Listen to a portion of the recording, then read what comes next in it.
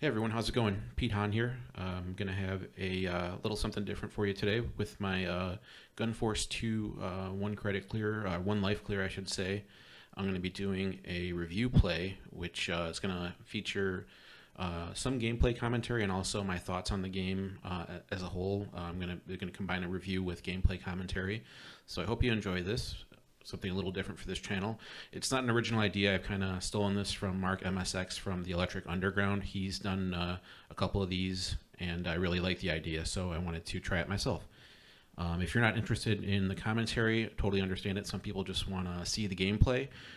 You can check that out on the Replay Burners channel. I'll leave a link in the description, and you can check out just the gameplay of this run there.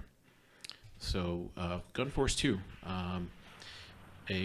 Quite a few people will immediately recognize the art style as very similar to Metal Slug, and it's kind of a spiritual predecessor to the Metal Slug series. So it's Iron before they split off and did the Metal Slug series, but it's also obviously a sequel to the first Gun Force. My perspective is I'm coming from a background of I played the first Gun Force. It's a decent running gun. It's nothing, crazy good, but I haven't played any of the Metal Slug games, so your perspective may be different. A lot of people have played Metal Slug and not Gun Force 2, but that's kind of where I'm coming from with this review play, just to give you a little background. So let's kick off the 1cc run here in a second. And one thing you'll notice, after you put in your initials, it's kind of strange. Usually you put in your initials after you game over and get the high score in there. But I put them in right away here. So one thing I will point out is this game definitely has a learning curve. When you first start playing it, there is going to be a lot of deaths because there are just there's a lot of setups that if you don't know they're coming, you're just going to die the first time you see them. So it tends to frustrate people quickly. There's also a couple things that I would point out. If you're looking to clear this game, these first few sections here, after you kill these bikers, there's a gun drop of either a fire or a spread gun. And it seems to be somewhat random between those two, but it usually only shows up if you complete the first section pretty quickly. That preceded it. There's the spread gun I just got.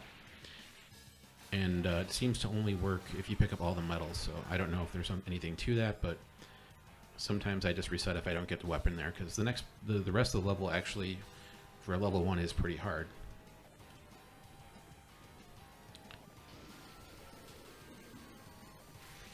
Now this spread gun is, in my opinion, one of the best weapons. If some people say it's the best weapon, I personally think the flamethrower has a little more utility. But you'll notice that when I pull the trigger and shoot one of the rockets, my stock goes down by 2. So it does kind of go through ammo quickly.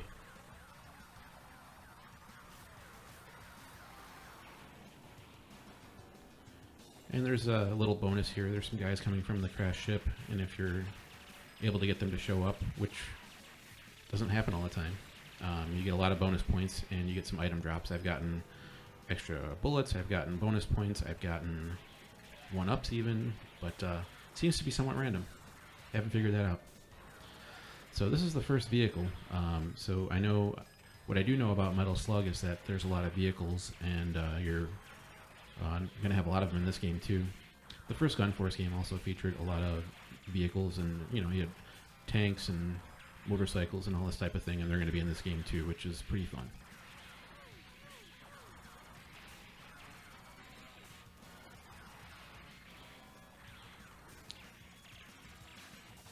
When you're in the vehicle, you're basically protected. Any hits you take, the vehicle takes damage for, so you don't have to worry. Even if something gets strapped on your head, you're fine. Most vehicles in this game are like that. And the vehicle's dead. I'm skipping that laser because this spread gun, they call it spread, I don't know, I guess it's kind of like a weird green gas that comes out of it, but it's got a massive hit radius and does great damage. Now, there's a reason why I'm not breaking these barrels underneath me. There is a random power-up, and I don't want that. That boost SP, what that does is set your weapon on a timer, but also superpowers it. So basically you pick up that boost SP and you get a super version of your weapon, but there's a timer that counts down, and once that timer's done, then you go back to the stock shot. And I wanted to keep the spread gun for the boss here. This is boss 1. Some glorious, really sweet looking sprites here. Unfortunately, there is a lot of slowdown in this game, which is one of my gripes with it. There's quite a bit to be seen in a lot of the levels, actually.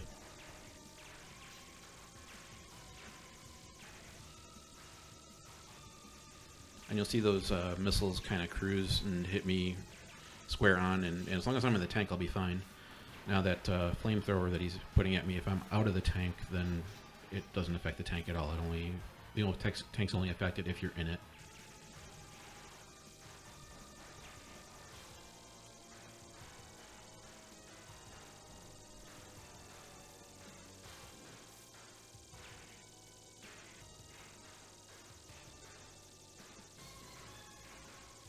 And he's almost dead here. And there he goes. Pilot's ejected, and you win. So that's stage 1. Target 1 destroyed.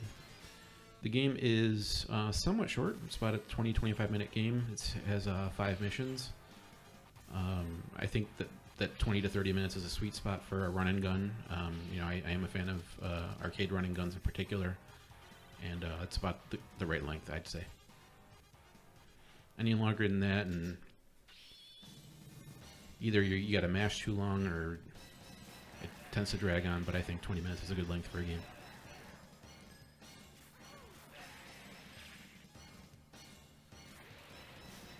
Alright, it's going to give me some more weapon power up there.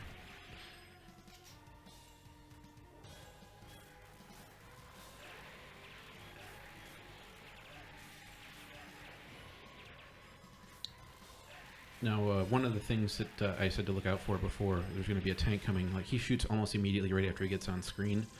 And if you watch the replay burners run, I think that's where I game over. He just point blanks me because I thought I had another second before he came out, but nope, he got me. So that's one of those things that if you don't know it's there, it's going to get you. And even if you do know it's there, it can still get you. And that's part of the learning curve thing I was talking about.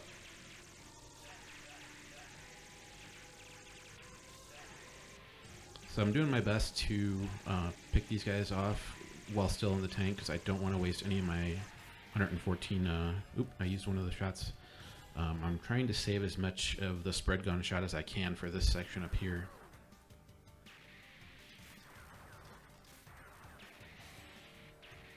The mini-boss at the end of this section can be somewhat hard if you don't have a powered-up weapon like a flamethrower or the spread gun. I really like that effect, though, when they kind of crumble and the dust comes out, though. I think that looks pretty cool. These mechs you can walk right through. Like, the only things that hurt, it appears, are their bullets, so you can kind of, like, walk through them, walk behind them. You'll see me do that in a second. Yeah, I just, like, walk right through that guy.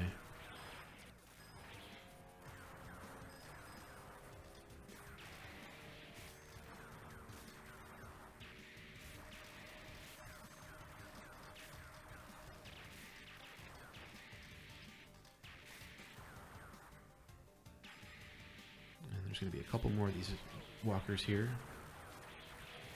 And I have about 36, yeah, maybe more, maybe less. So I'm going to have enough bullets to take out this boss with relative ease, because this mini-boss here can be kind of tough. My strategy for them is I let them land when they jump out of that portal, charge right through them, and then hit them in the back after they swing their weapon. And most of them will follow that pattern. They'll come out, run at you, swing their weapon. And if you have a powered up weapon, you can kill them pretty quick.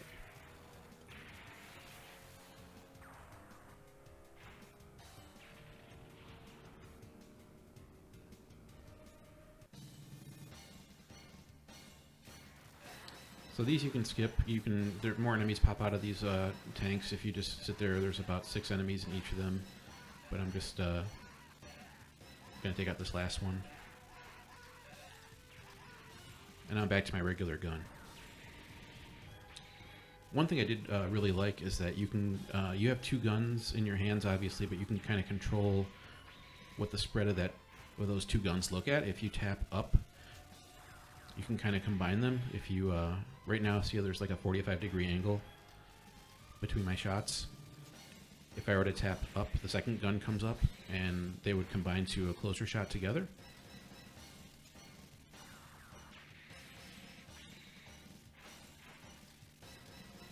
So now I've got him concentrated fire. So the default weapon isn't very bad in this game, which is kind of cool.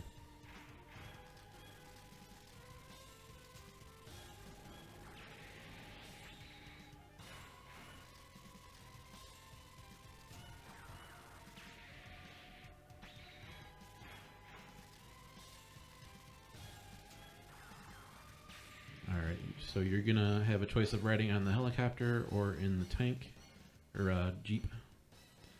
Taking a little spin here.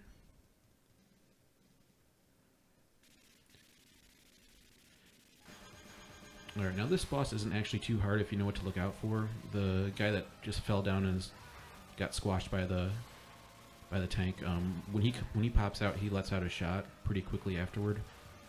And you either got to kill him quick or avoid his shot. And then slip in between the blue wheel coming at you, the blue circle coming at you, and the flamethrower, and just shoot up. And that's basically all there is to this boss. You got to do it twice, I think, to take him out. But now the blue wheel is going to form again.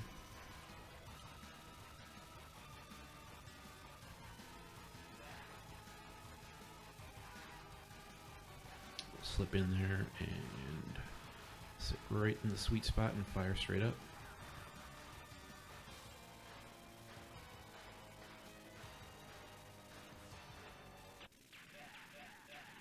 Cool, that's mission 2. I really like the detail with the enemies coming out. They're just kind of bursting out in flames with the boss exploding. That's a really nice effect.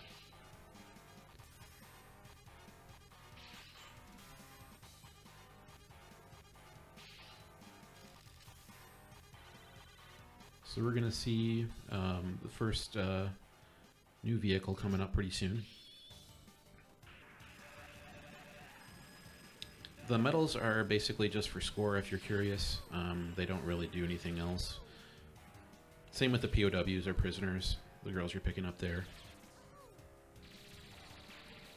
Now we've got this really cool hover bike that's got an awesome rate of fire, and the shell casing's just pouring out of the back. It's pretty sweet.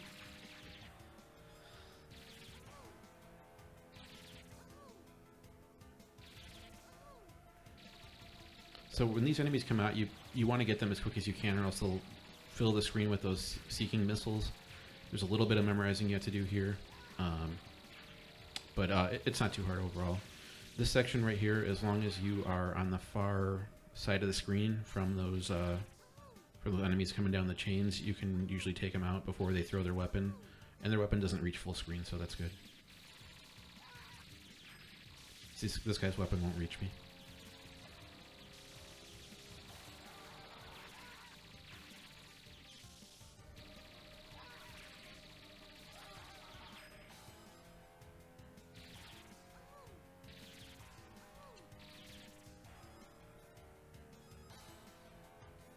I'm scrolling the screen really slowly here. There's 2 flying enemies coming up soon.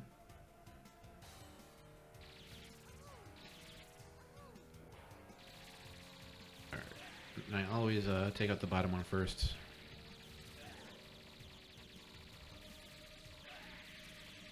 And after these guys, be ready to shoot up. So there's going to be enemies coming right away. If you take out that guy closest to the right side, the rest of the enemies coming down don't pose as great a threat. That's great a threat.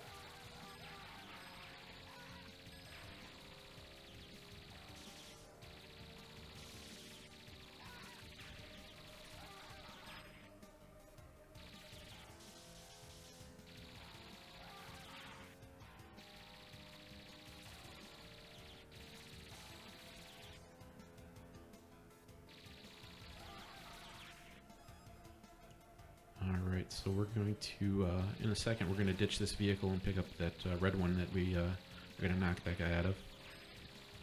The command to get out of that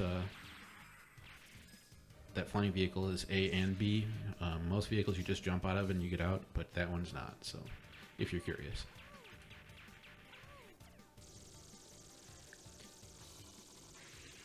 Now, the learning curve of the game is a little bit of a deterrent to new players, but the new vehicles keeps you like coming back, and I think this is where the game kind of starts to level out. Like if you can get to level 3, you probably have a good chance of beating the game. After level 3, there's less of these all vehicle sections and more run and gun. Which is strange. It's a little bit backwards. Like, if you don't have a good weapon in the wrong place in the first couple levels, you can definitely die. The game does not have any extends, and it's just 2 lives on default settings, so it is kind of punishing in that way. By extends, I mean extra lives or 1-ups. And another vehicle. This time we're on a bike, heading down this steep slope. This part's not very hard. There's only one thing you have to, one group of enemies you have to watch out for, and I'll point them out.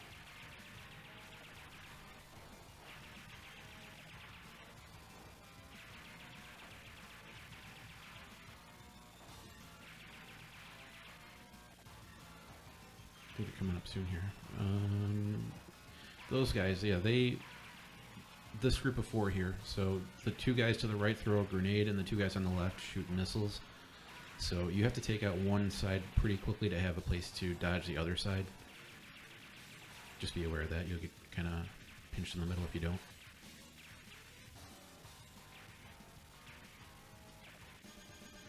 And here's level 3 boss. I really like his design. It's a very, very cool design. He's kind of coming down the slope with you, and he's got this like rock trail. He throws out these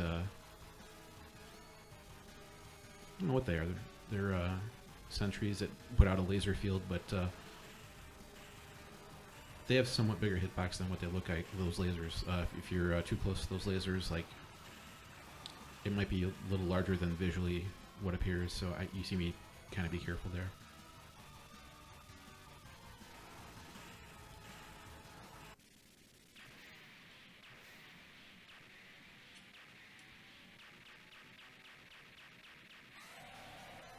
Alright, cool.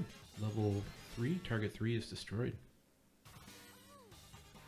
And now we're going to rank up. We're Major Han now. I'll take that promotion.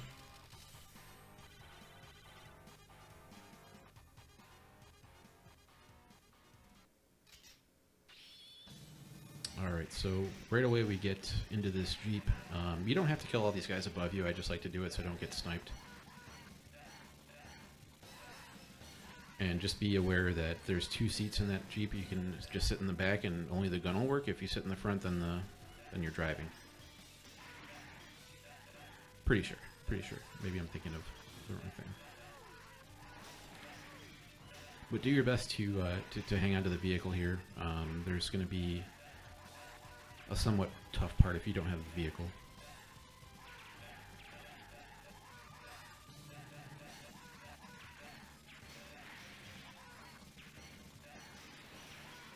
Alright, so I didn't talk too much about the other weapons and how they work. When we get one, we'll talk a little bit about it.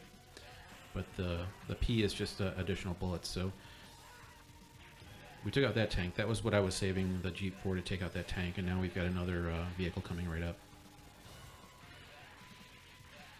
So this Jeep served me well. It's almost dead here.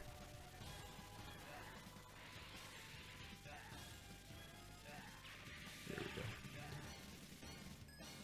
Alright, I'm going to take that laser, and now we're in this cool walker that has like a missile bay that unloads a bunch of missiles all at once.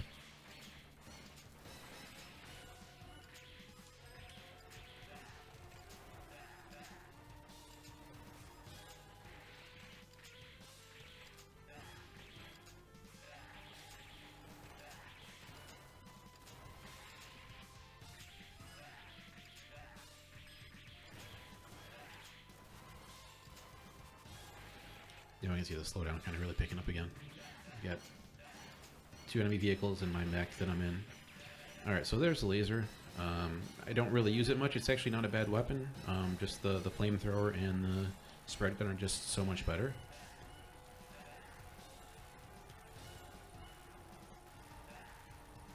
If you go all the way to the left side of the screen and fire your tank, there's a bunch of POWs that come rushing out. You'll see me do it here in a second. There you go. Little secret for you.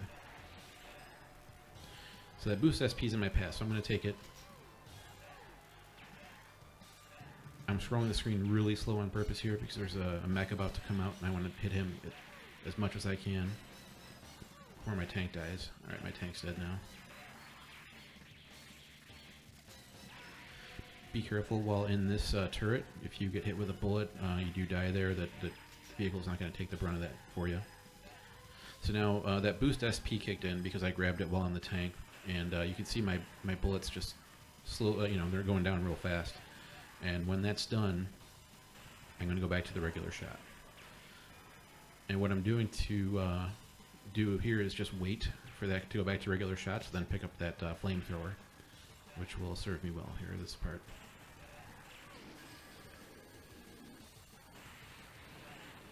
That's just a rapid shot of the normal gun, that Norm. What I like about the flamethrower is it does great damage, and it doesn't go down very fast if using it. Like, your ammunition lasts a while. I guess that'd be a better way to say it. This is actually one of the easiest bosses in the game. If he grabs you with his claw, like he did there, you can just shake out of it. The only really thing he can do to hit you is those beams that come up from there, and then there's a second form that has like a lightning attack. But anytime he grabs you, you can just shake the joystick and shake loose.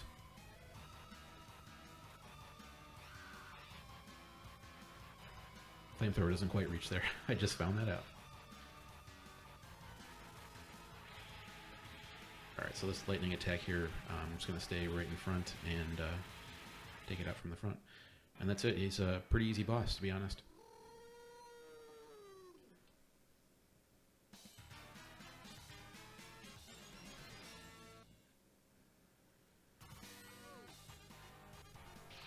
Alright, we're general now. Nice.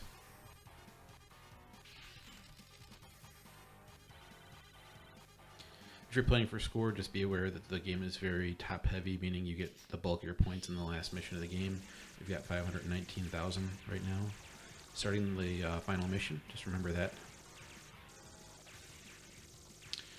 After these guys are done, you want to make sure you stay to the top of the screen. There's going to be a volley of missiles coming at you. And if you're near the bottom, then your vehicle is going to get killed real quick. Otherwise, you're pretty safe up here top.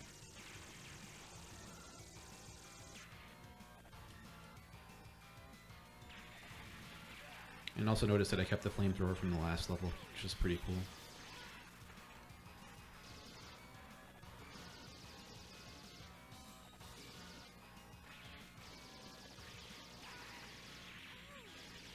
I really like the walking effect here. If you go all the way to the right side of the screen, the guy on the top level can't hit you. Little safe spot for you.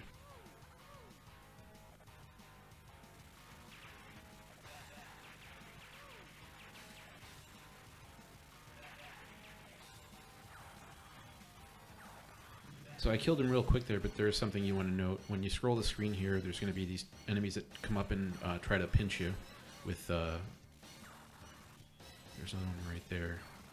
So just be aware of that. You can scroll the screen slightly and then kill them before they have a chance to get you. So and this is one of the final stretches of the game. Now I'm going to have choices to pick up the fire weapon or the spread weapon. And I'm going to go with fire. I just think it's better because I can conserve ammo and kind of swing it around and not be worried about running out.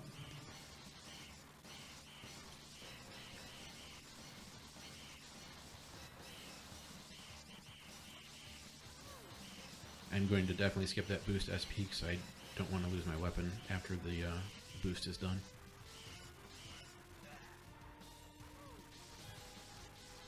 Try to kill those eyeballs as quickly as you can. They let out this orb attack if you don't kill them quick.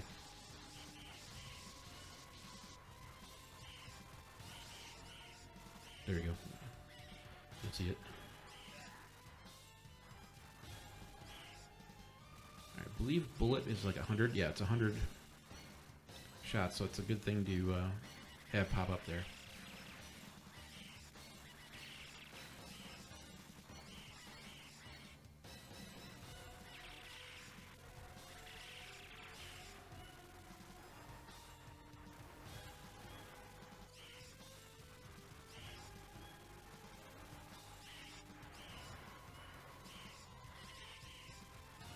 There's a lot of heavy slowdown also in this section. It's kind of a thing in this game.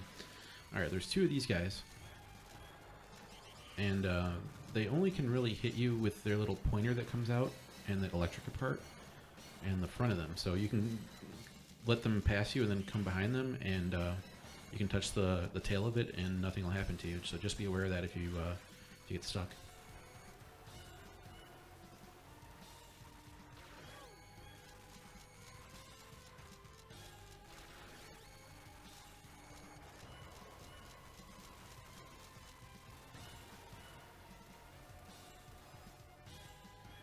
And we're on to the final boss battle, and honestly, it's really a pushover.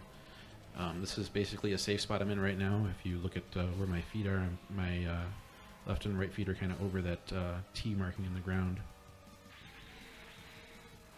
And all I'm going to do is shoot up with the flame, and that's all I have to do for now.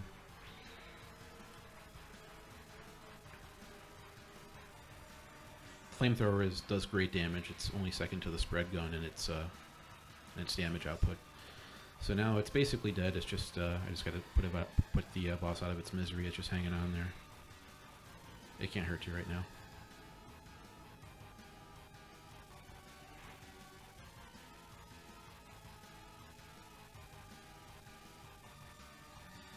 There we go. Target 5 destroyed, and that's the end of one loop.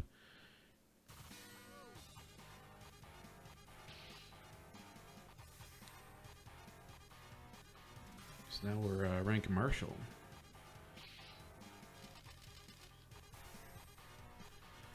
So yeah, we started this level with a little over 500,000 points, and now we're over 1 million. So that's basically it. The game loops over to start over, and it does not get any harder. So if you're good enough, if you're consistent enough, you can keep on playing. But the game does have a lot of traps, and is good at making you look where you're not supposed to look. I think the graphics of the game are so good that it tends to do that to you, and that can pull your eyes away from where you need to look. But overall, I really enjoyed the game. This is also coming from someone who's not played the Metal Slug game, so take that information and use it as you will. But you can see there's obvious influences to Metal Slug from Gunforce. I've heard that it uses even some of the same sound effects, so there's a definite influence. But I had a ton of fun with it. One of my major gripes with it, to be honest, is the game somewhat feels unfinished. You notice after the credits, after the final boss was killed, it gave us the points, and then it started right up with the next loop. And there was no like end credits or even like, yay, you beat a loop, or congratulations, Red Falcon is dead. Nothing like that. So in some ways it does feel unfinished to me. But other than that, I really enjoyed it. Remember, if you're going to try playing it for a clear, it does have a bit of a learning curve when you're first learning it, so definitely stick with it, and once you're getting to level 3 or 4 consistently, a clear is going to come really quickly after that for you.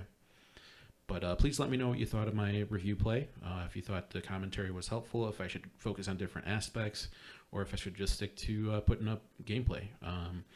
I've had several people ask to do commentary, and I wanted to do that. I really appreciate everyone watching, and we'll see you on the next run.